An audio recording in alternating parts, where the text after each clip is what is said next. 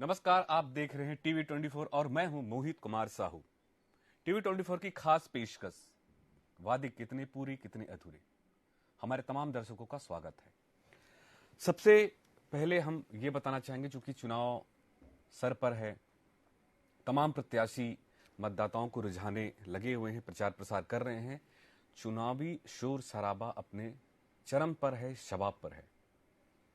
हम सरगुजा संभाग के जशपुर जिला के कुनकुरी विधानसभा और पत्थलगांव विधानसभा पर आज चर्चा करेंगे, विश्लेषण करेंगे, समझेंगे वहां की वस्तु स्थिति, वहां की तासीर, वहां के मतदाताओं के मुद्दे क्या हैं, क्या है वहां के विकास के मायने, कितना विकास हुआ है, किस तरह का क्षेत्र है, किस तरह के वहां पर वर्ग हैं, किस तरह के जाति समीकरण हैं, किस तरह के प्रत्याशी हैं और कितने बार जीते हैं, कितने बार हारे हैं, कौन नया है, कौन पुराना है। तमाम चीजों पर हम विश्लेषण करेंगे। मैं अपने दर्शकों को थोड़ा इस पर बताना भी चाहूंगा कि जो कुनकुरी विधानसभा है ये सरगुजा संभाग के अंतर्गत आता है और जशपुर जिला में ये कुनकुरी विधानसभा है।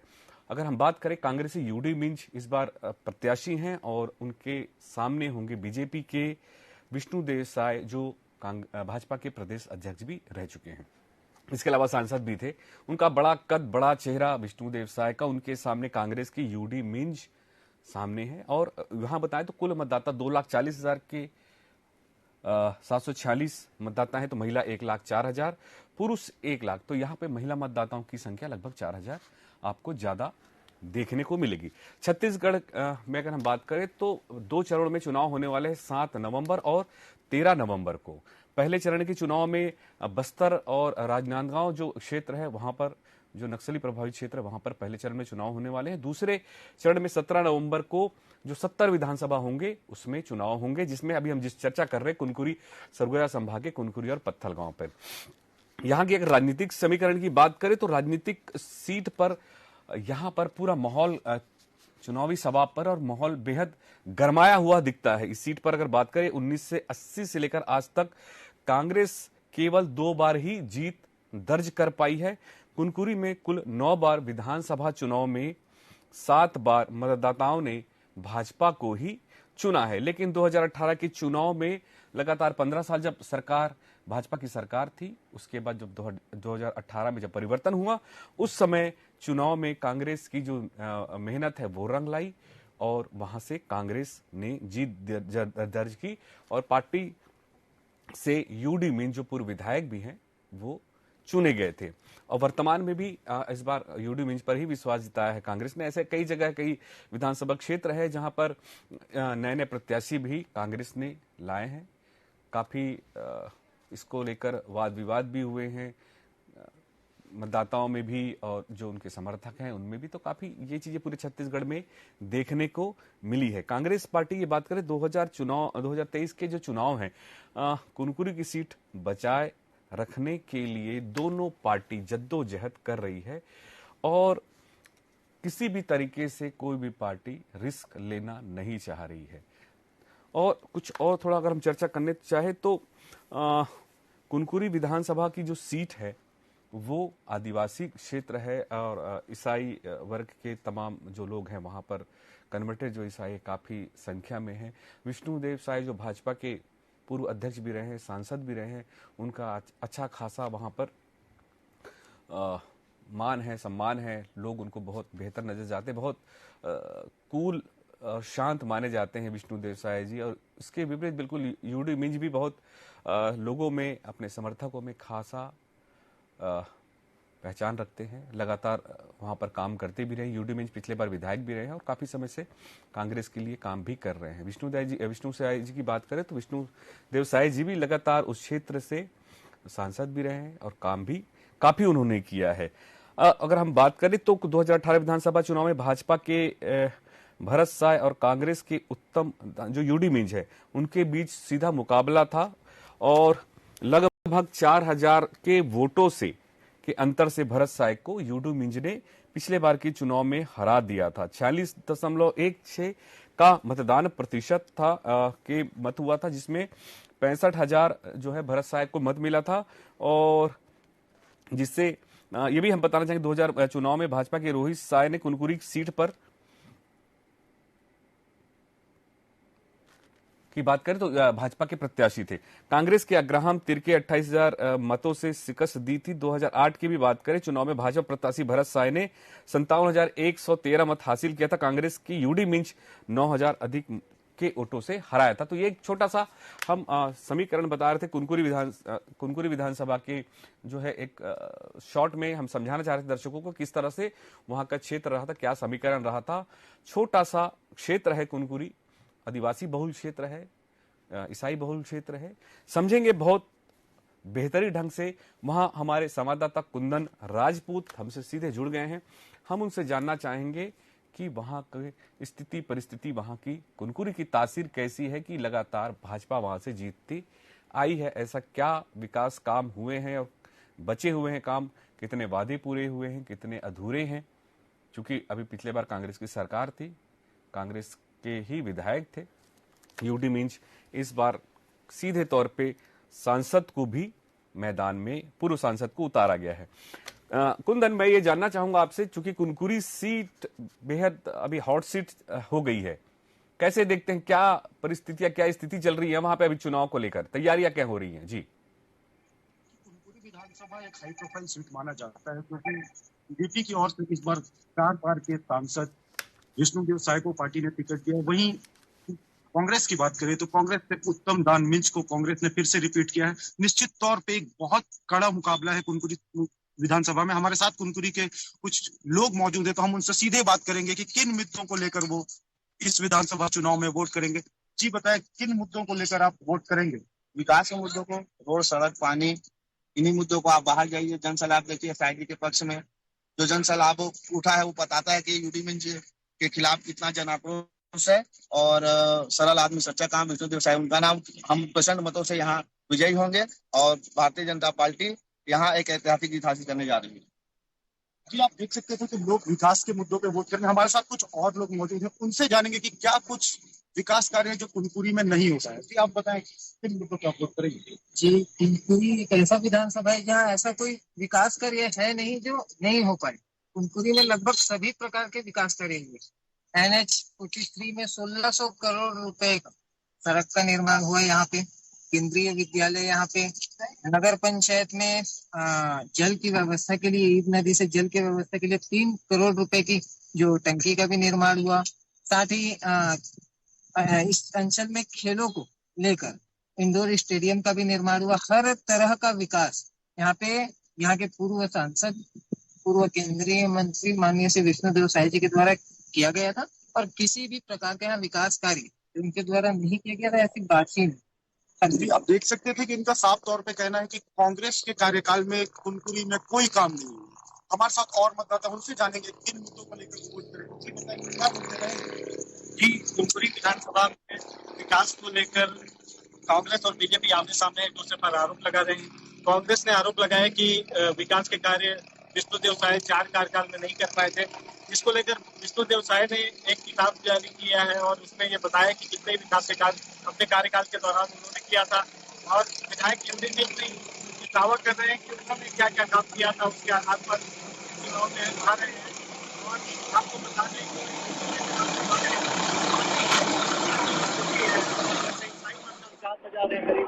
और उसके पहले हिंदू वोटों का पोलराइजेशन होता रहा है, जिसके आधार पर बीजेपी जीत जाती थी। 3 बार विधानसभा चुनाव हुए हैं पुनर्गठन के बाद, और इसमें से 1 बार कांग्रेस और 2 बार बीजेपी जीती। जी, तो आप देख सकते हैं कुनकुरी में जो भी मुद्दा है वो विकास का ही मुद्दा है। इस बार विकास को देखते ही कुनकुरी विधानसभा के लोग वोट करेंगे। सभी की अपनी अपनी राय है, तो अब देखना होगा कि किसके पक्ष में जाता है कुनकुरी विधानसभा। थोड़ा सा आपसे भी समझना चाहूंगा कि वहां पर जो अगर वस्तुस्थिति देखे, भाजपा कांग्रेस के अलावा और ऐसे कौन सी पार्टी है जो वहां पर अपनी दखल दे रही है, चूंकि किस तरह के वर्ग के लोग वहां पे ज्यादातर मतदाता हैं, क्या उनकी विशेष मांगे रही हैं? जी, कुनकुरी विधानसभा में ईसाई वोटर ज्यादा है, लेकिन शुरू से ही कुनकुरी, जब से वो अस्तित्व में 2008 में कुनकुरी विधानसभा अस्तित्व में, उससे पहले तपकरा विधानसभा हुआ करता था, लेकिन निश्चित तौर पर वो भाजपा का गढ़ माना जाता था। 2008 से 2 बार भाजपा के प्रत्याशी जीत कर सामने आए। वही 2018 के चुनाव में कांग्रेस के प्रत्याशी यूडी मिंज जीत कर सामने आया। वही इस पूरे चुनावी माहौल में तीसरी पार्टी का कुनकुरी विधानसभा में कोई दखल नहीं है, सीधी टक्कर भाजपा और कांग्रेस की। बिल्कुल कुंदन, तो वहां पर छत्तीसगढ़ में भी हम देखें तो बहुत ज्यादा तीसरी पार्टी का दखल नहीं होता है, लेकिन अजीत जोगी जो पूर्व मुख्यमंत्री थे उन्होंने पार्टी बनाकर जरूर दखल देने की कोशिश की थी और काफी हद तक सफल भी रहे। हालांकि वो नहीं रहे तो उनके अभी जो समर्थक है वो जरूर प्रयास कर रहे हैं कि एक अच्छा पार्टी बना ले। लेकिन हम ये भी देखना चाहेंगे कि वहां पर किस तरह के जो मुख्य मुद्दे होते हैं, क्या रोड, सड़कें, शिक्षा, स्वास्थ्य, इनको लेकर भी हम चर्चा करें, या हमारे जो वहां पर मतदाता वोटर खड़े हैं क्या कहना चाहते हैं उस पर वो लोग। विधानसभा आज भी मूलभूत सुविधाओं से दूर है। सड़क का वहां पे मुद्दा शुरू से रहा है। ग्रामीण इलाकों में वहां बिजली की समस्या आए दिन बनी रहती है। कई बार वहां के लोगों के द्वारा सरकारी अधिकारियों तक को घेरा गया है। तो बिजली एक प्रमुख समस्या वही मुख्य सड़क ना होने की वजह से कोई जसपुर जिले में रेलवे का कोई लिंक नहीं है। निश्चित तौर पर सड़क मार्ग से ही लोगों को आना जाना पड़ता है और सड़क की स्थिति कुनकुरी विधानसभा में अब तक बहाल नहीं हो पाई। सड़क एक बड़ी समस्या है, शुरू से ही रहा है कि सड़क को लेकर लगातार काम भी करते रहे हैं। सड़क की लड़ाई भी लड़ी गई है वहां के आम जनता द्वारा, चूंकि रेल मार्ग नहीं है, हवाई मार्ग नहीं है, रोड मार्ग से ही आना जाना होता है। और ये भी है कि वहां पर से झारखंड का भी बॉर्डर एरिया भी लगता है, तो लगातार एक अगर हम बात करें तस्कर का भी बहुत बड़ा एक क्षेत्र भी है, तस्करी जहां पे बहुत ज्यादा अधिक मात्रा में वहां पे होती है। अवैध जो काम है कैसे उस पर जो है वो लगाम लगा पाई है, और वहां पे अगर हम बात करें कि लोग कैसे देखते हैं इन सब चीजों को। जी, कुनकुरी विधानसभा जो है वो झारखंड और ओडिशा बॉर्डर से लगा हुआ है और निश्चित तौर पे प्रतिदिन गांजा तस्कर कुनकुरी विधानसभा में पकड़ाए जाते हैं। तबकरा चेक पोस्ट में हर दूसरे दिन तस्कर गांजे के साथ वहां की पुलिस उन्हें पकड़ती है। तो निश्चित तौर पे तस्करी का एक बहुत बड़ा अड्डा है कुनकुरी विधानसभा। और लोगों के नजर से आप अगर देखेंगे तो लोग कहीं ना कहीं इन सब चीजों से बचना चाहते हैं। कुनकुरी विधानसभा के लोग की इस तरह के कृत्य ना हो उस विधानसभा में, इस चीजों को भी लोग देकर वोट करेंगे इस बार चुनाव में। हमसे बने रहे कुंदन। हम अभी इस वक्त अब बात करते हैं पत्थलगांव विधानसभा की। पत्थलगांव विधानसभा भी जसपुर जिले के अंतर्गत आता है और अभी भाजपा से अगर बात करें उम्मीदवार वर्तमान में गोमती साय ये उम्मीदवार हैं और दूसरा कांग्रेस है राम पुकार सिंह, जो वृद्ध हो चुके हैं लगभग और काफी बार विधानसभा चुनाव जीतकर कांग्रेस को सीट देते रहे हैं। सुरक्षित सीट के तौर पर माना जाता है एक तरह से कांग्रेस के, जहां पर लगातार कांग्रेस जीतते आई है। 2000 अगर हम बात करें तो इस बार भी सियासी समीकरण कुछ वैसा ही होगा कि भाजपा बचाने का कांग्रेस अपनी सीट बचाने की कोशिश करेगी और भाजपा इस क्षेत्र से जीतने की कोशिश करेगी। एक एक विधानसभा पर तैयारियां, समीकरण अपने स्तर से जो बड़े दोनों दल हैं वो कर रहे हैं।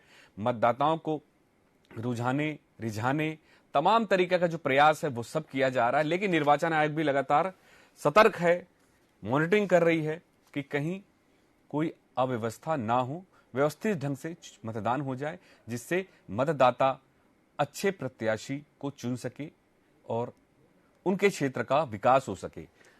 तो हम अगर बात करें जसपुर जिले के इलाके के जो पत्थलगांव सुरक्षित विधानसभा सीट के तौर पर कांग्रेस के राम पुकार सिंह ठाकुर बतौर उम्मीदवार मैदान में उतारा गया है।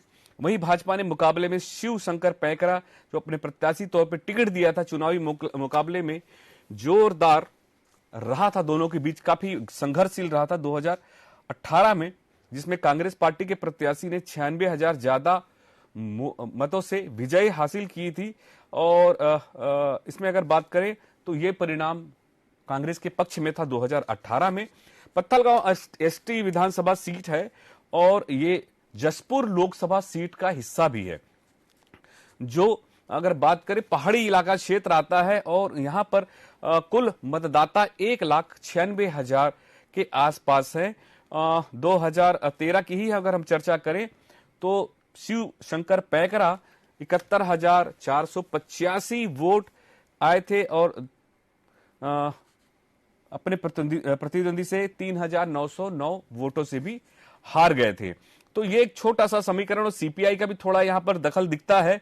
और पिछले बार की बात करें तो 5,533 नोटा भी पड़े थे, सीपीआई को लगभग 3,864 वोट भी मिले थे। लगभग मतदान का जो प्रतिशत था लगभग 81.34% रहा था पत्थलगांव से। और भी बेहतर जानकारी के लिए हम सीधे जुड़ते हैं हमारे कुंदन राजपूत जो संवाददाता है जशपुर के।